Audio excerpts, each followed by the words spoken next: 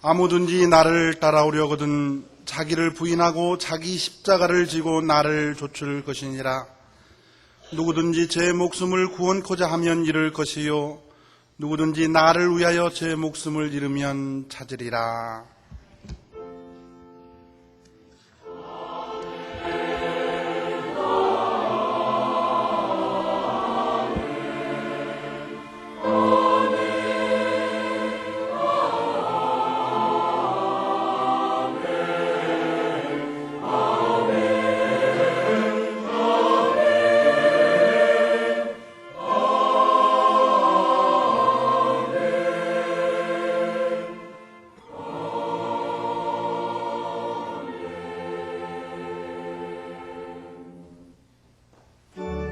의 말씀은 잠언 2장 9절에서 12절입니다.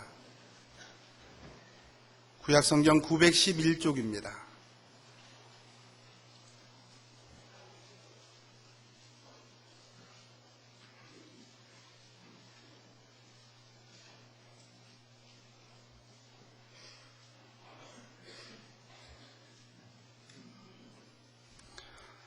그런즉 내가 공의와 공평과 정직 곧 모든 선한 길을 깨달을 것이라.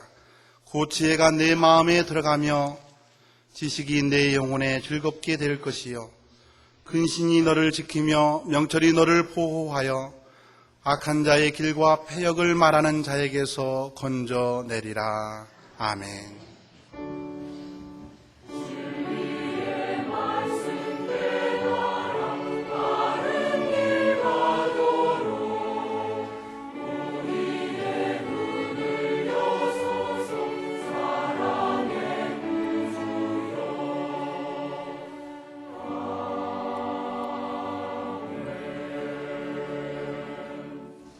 하나님께서 우리에게 주시는 신약의 말씀은 베드로전서 1장 13절에서 15절입니다.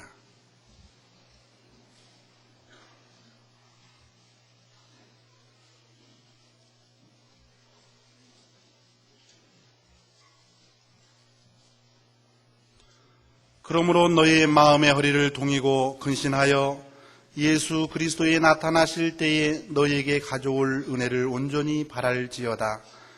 너희가 순종하는 자식처럼 이전 알지 못할 때에 줬던 너희 사역을 본삼지 말고 오직 너희를 부르신 거룩한 자처럼 너희도 모든 행실에 거룩한 자가 되라. 아멘. 지금은 교회적으로 사순절 기간입니다. 이때는 부활절을 맞이하기 위해서 축제를 금하고 회개하고 근신하며 절제에 특별히 힘쓰는 기간입니다. 오늘의 구약 본문 11절을 다시 보시면 근신이 너를 지키며 명철이 너를 보호하여 그랬습니다. 여기서 근신이라는 말씀의 현대적인 의미는 분별력입니다. 이것은 경거망동하거나 흥분하면 놓쳐버리는 것입니다. 아무쪼록 깊이 헤아려 생각하고 믿음으로 또한 사심 없이 판단하는 겁니다. 그러나 이보다 더 중요한 것은 하나님께서 지혜를 주시고 은혜를 주실 때 진정한 의미의 분별력은 비로소 가능한 겁니다.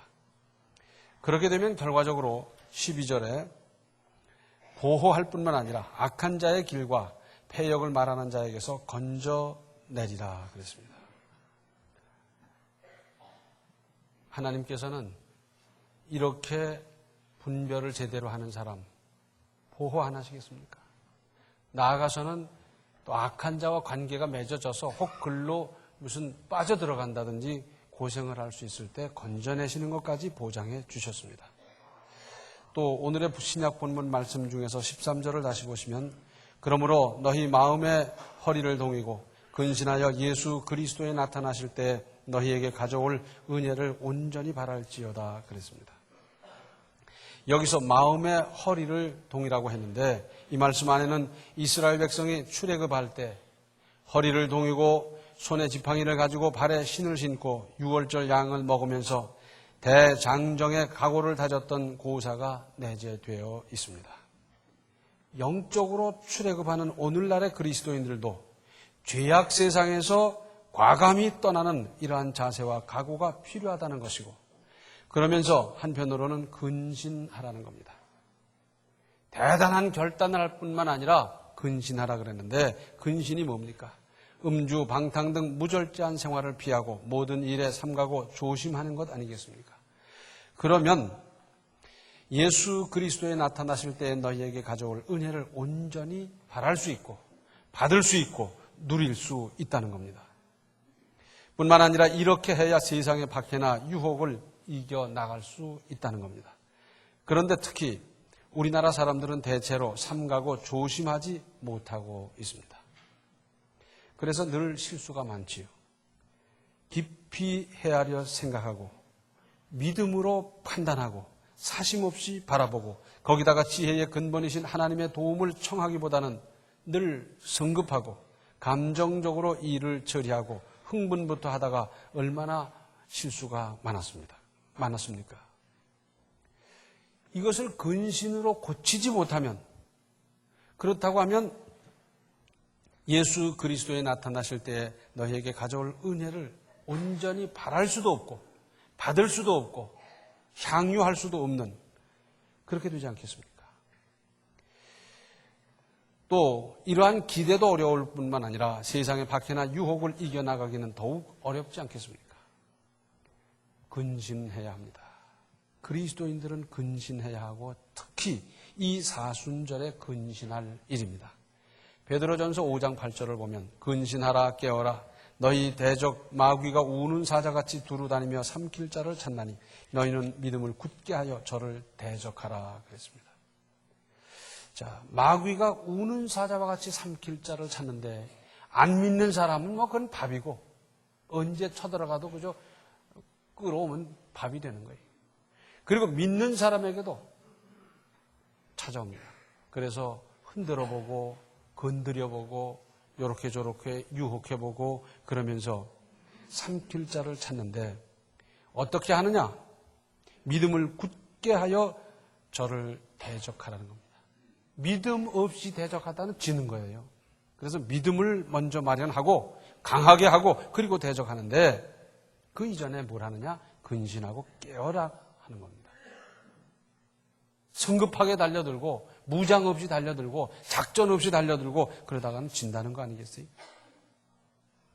그래서 근신하고 깰 뿐 아니라 믿음을 굳게 하여 저를 대적하면 우리는 능히 이길 수가 있습니다.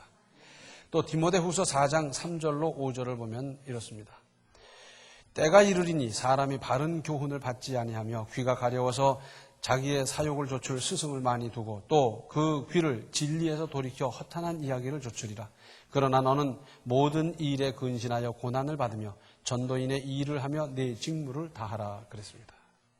자, 역사가 생긴 이래로 사람들은 바른 교훈을 받는데 힘쓰고 모이고 거기에 노력하고 하기보다는 그런 걸 거절해요. 좋아하질 않아요. 잘 안 와요. 뿐만 아니라 자기 이익을 쫓아서 세상 안 갈 데 갈 데 없이 또 모든 노력을 다 기울이고요. 뿐만 아니라 허탄한 걸 좋아해요. 그래서 무슨 이상한 상상력에서 나오는 무슨 얘기, 하늘을 슉슉 날아다니고 땅속을 들어갔다 나왔다 하고 하는 이런 식의 신화 같은 이야기, 그런 것에 사람들이 심취하고 그런 만화에 그런 작품에 그런 영화에 사람들이 빠져들고 허탄한 이야기 아니겠어요? 세상이 그렇고 세대가 그렇고 사람 사는 모습이 그렇고 다 그리로 쏠리고 빠져들고 그런다 할지라도 그러나 너는 모든 일에 근신하여 고난을 받으며 전도인의 일을 하며 내 직무를 다하라 그랬어요. 세상은 그렇더라도 하나님을 믿는 사람은, 그리스도인들은 그 풍조에 휩쓸려 가는 것이 아니라 오히려 거기서 뚜렷하게 근신하고 절제하고 고난을 받고 전도인의 일을, 그리고 우리에게 맡겨진 그 직무를 다하라 하는 것입니다. 베드로전서 4장 7절에는 만물의 마지막이 가까웠으니 그러므로 너희는 정신을 차리고 근신하여 기도하라 그랬어요. 기도할 때도요, 정신 바짝 차리고 기도해야 됩니다. 자다가 깨다가 기도인지 중언부언인지 한참 하다 보니까 무슨 소리가 들리는데 이게 하나님의 음성인지 마귀의 음성인지 분간을 못하고요. 마귀의 음성을 하나님의 음성인 줄로 착각하고요. 그래요. 그래서 기도를 할 때도 정신을 바짝 차리고 근신하는 마음으로 기도하는 겁니다. 우리는 지금까지 그저 엄벙덤벙하고 대충대충하고 그저 서둘러 붙이고 그러면서 얼마나 많은 손해를 봤습니까? 특별히 이 선진국과 무슨 협상을 할 때는 판판이 졌더랬어요.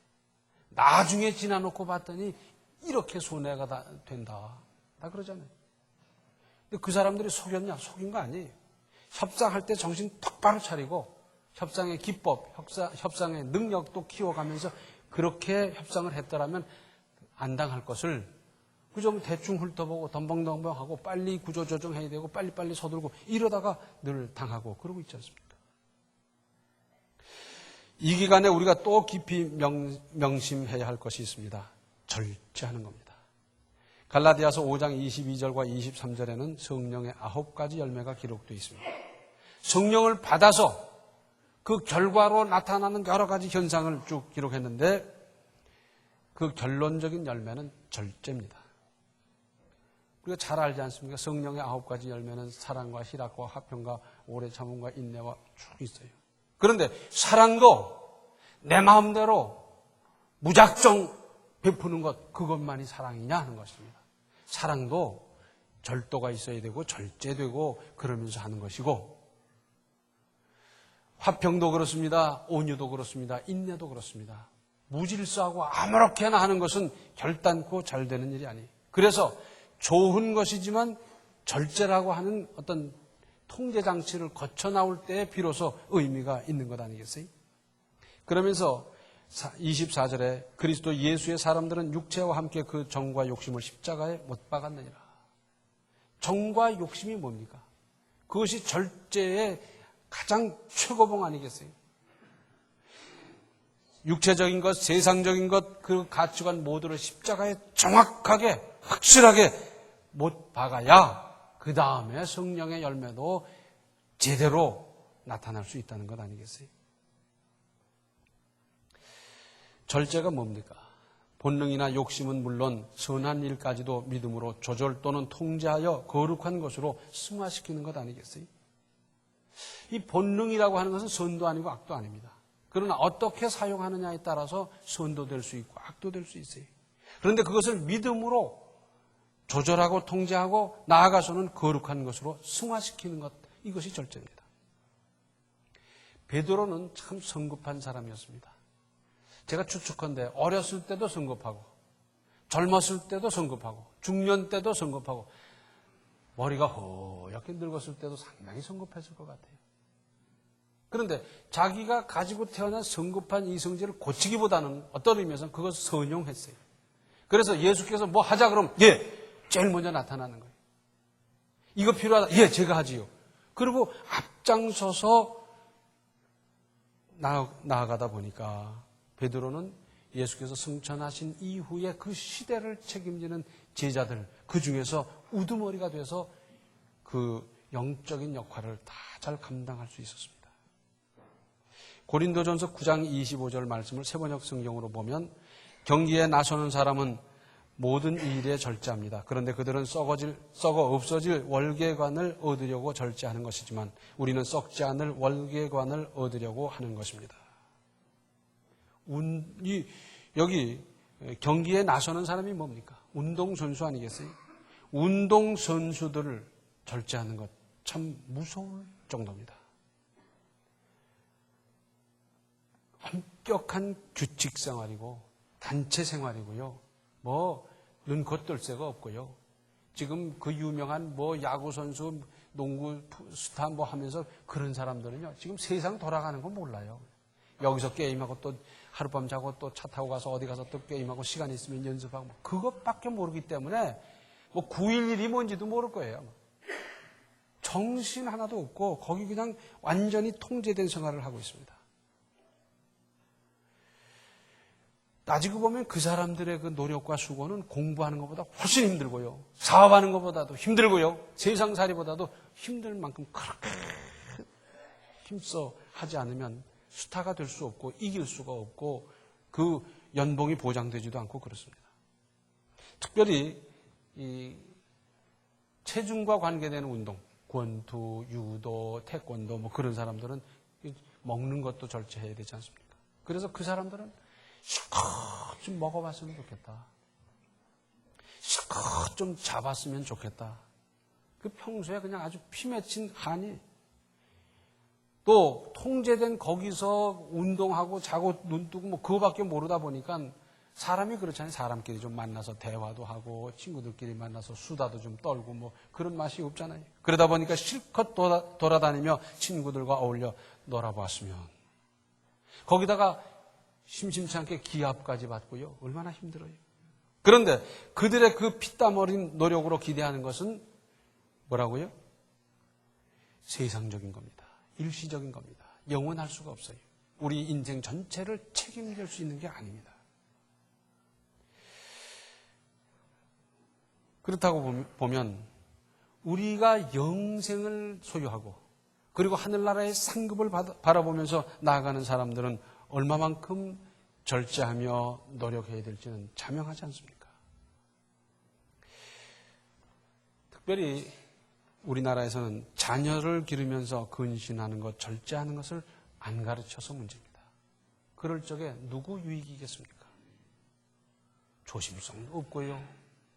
자기 욕망대로 마음대로 해야 되고 이러다 보면은 그게 본인한테 유익이겠습니까? 부모님에게 유익이겠습니까? 주인 누구에게 유익이겠어요? 요즘 초등학교 어린이 이제 학교 간 요때인데 아이들이 학교 안 갈라 그런 아이들이 심심찮답니다. 왜? 집에서는 왕이었거든요. 할머니도 종이고 할아버지도 종이고 뭐 삼촌 이모도 다 종이. 해달라는 대로 죄해주고 막 그랬는데 학교 가니까 그게 안 되거든. 애들이 국 쥐어박는 놈도 있고요. 시간 맞춰서 뭐 화장실도 가야 되고요.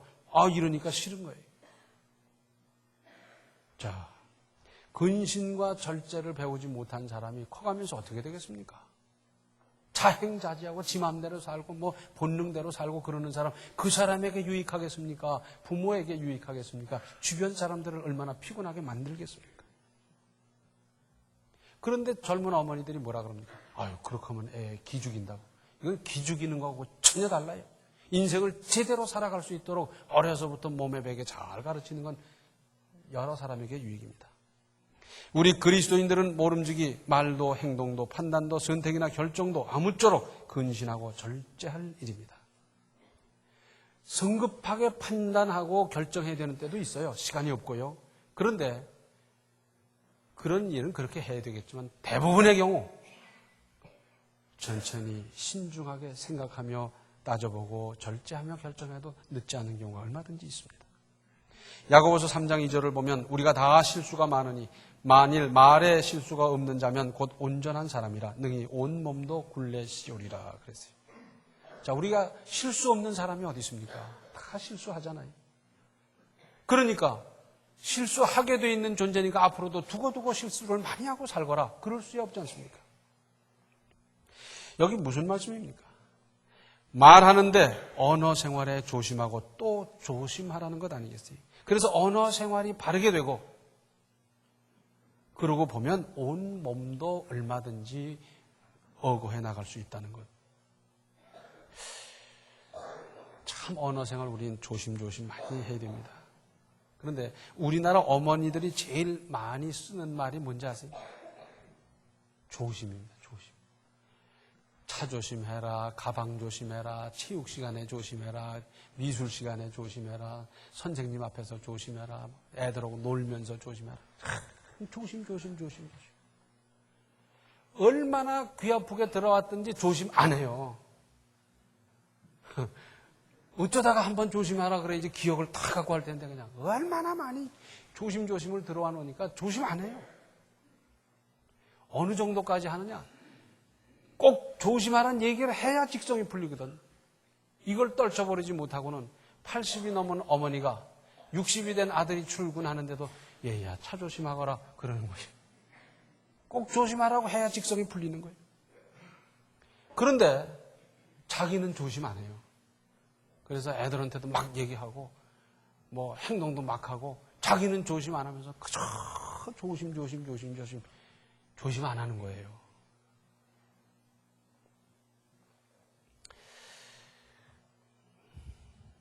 누가 그 사진을 찍었더라고요. 여름 휴가철이 돼서 영동 고속도로를 타고 동해안으로 향하는 사람들. 앞에는 남편과 아내가 타가지고 선글라스 탁 끼고요.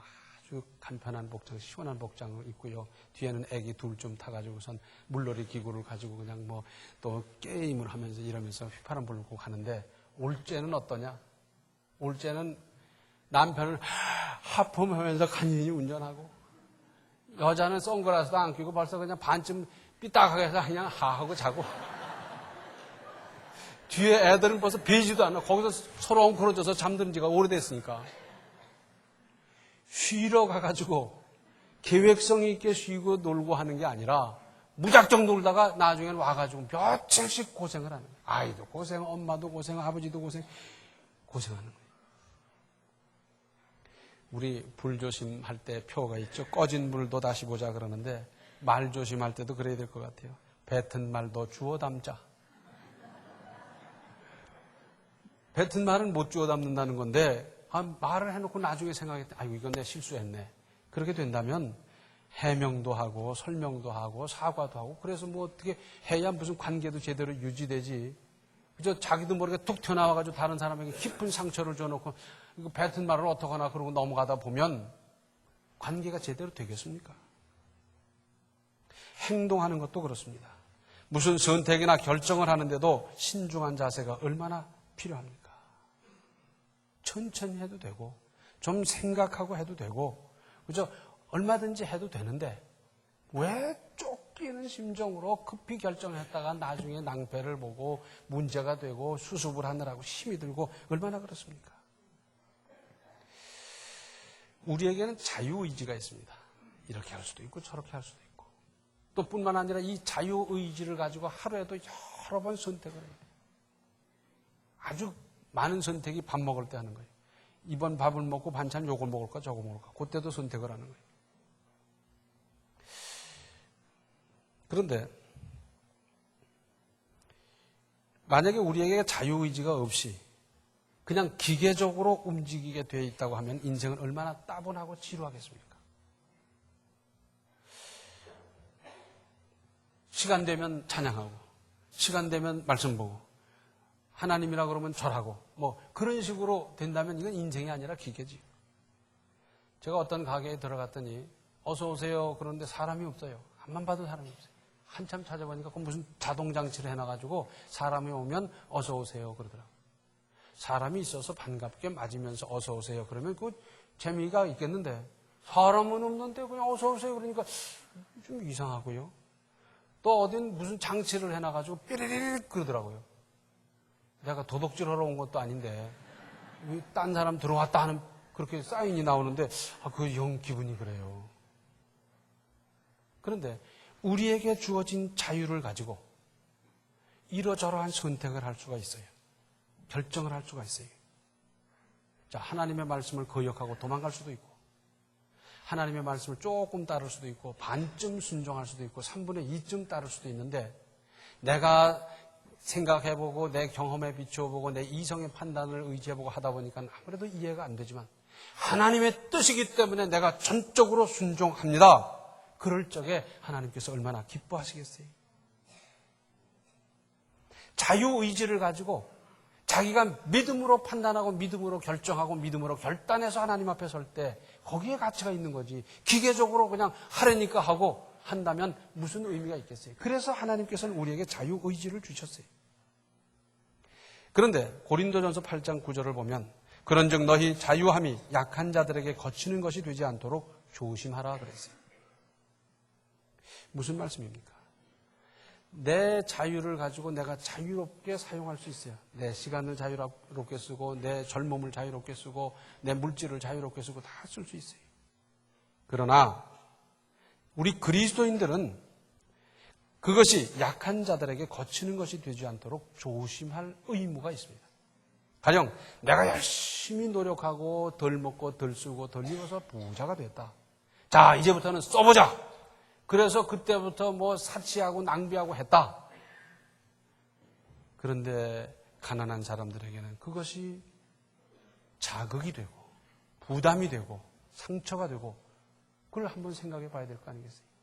다른 사람들은 다 초근 목표로 살고 있는데 떵떵거리고 쥐하로 연락하면서 사는 사람이 있다고 하면 그건 적대감이 생겨나고 무슨 유익이 있겠습니까?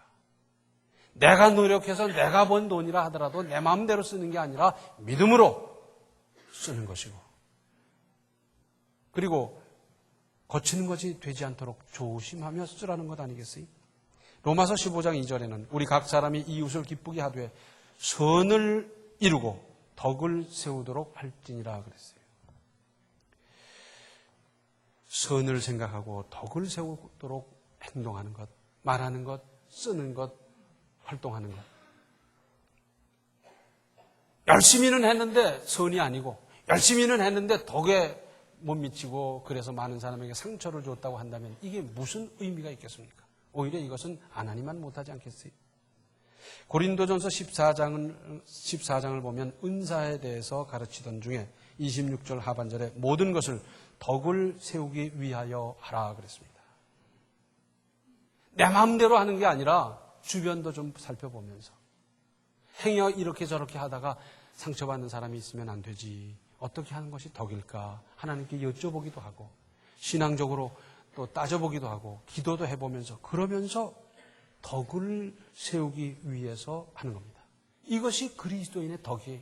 이런 자세로 살아간다고 하면 말을 함부로 하겠습니까? 행동을 함부로 하겠습니까? 그럴 수가 없잖아요. 아, 저분의 행동을 보니 저것이 그리스도인의 신앙인의 덕이구나. 사람들이 그렇게 느낄 거예요. 그럴 적에 감동이 가고 그럴 적에 전도가 되고 그럴 적에 무슨 신뢰가 가고 그러는 것 아니겠어요? 그런데 이 덕을 세우기 위해서 하는데 어떤 과정을 통과해야 되냐면 근신과 절제라는 과정, 근신과 절제라는 도구를 써서 할 적에 의미가 더 커지고 가치가 더 있어지고 그렇게 된다. 그 말씀이죠. 우리는 지금까지 성급하고 감정적으로 또 이제 서둘러 붙이고 이러다가 얼마나 많은 손해, 얼마나 많은 문제를 일으켜 왔습니까? 이제 특별히 사순절을 지나면서 좀 근신하고 절제하면서 그리스도인의 덕을 세우고 이루어 나가시기를 바랍니다. 기도하시겠습니다. 은혜로우신 아버지 하나님, 저희들 참 생각 없이 살아왔고 생각 없이 믿어왔습니다. 이제 저희들이 우리의 모든 것을 근신하고 모든 것을 절제하면서 그리스도인의 덕을 그래서 하나님의 영광을 드러내는 삶이 되게 하여 주시옵소서. 저희들을 이렇게 권고해 주시고 깨우쳐 주시고 깨닫게 해 주셔서 어떤 사람에게도 부덕을 상처를 부담을 주지 아니하고 그리스도인의 덕을 잘 세워나가는 우리들의 삶이 직장 생활이 되고 가정 생활이 되고 이웃과의 생활이 되고 그리스도인의 덕이 날마다 드러나고 나타내는 거룩하고 아름다운 삶이 되게 하여 주시옵소서. 예수님의 이름 받들어 간절히 기도하옵나이다. 아멘. 모든 일에 삼가고 근신하여 하나님의 의를 이루십시오. 지금은 생명의 주 예수 그리스도의 은혜와 하나님 우리 아버지의 극진하신 사랑과 성령의 감화 감동 충만 교통하시며 근신하고 절제하여 그리스도인의 덕을 세우고자 하는 모든 성도들 머리 위에 이제로부터 영원토록 함께 계시기를 간절히 축원하옵나이다. 아멘.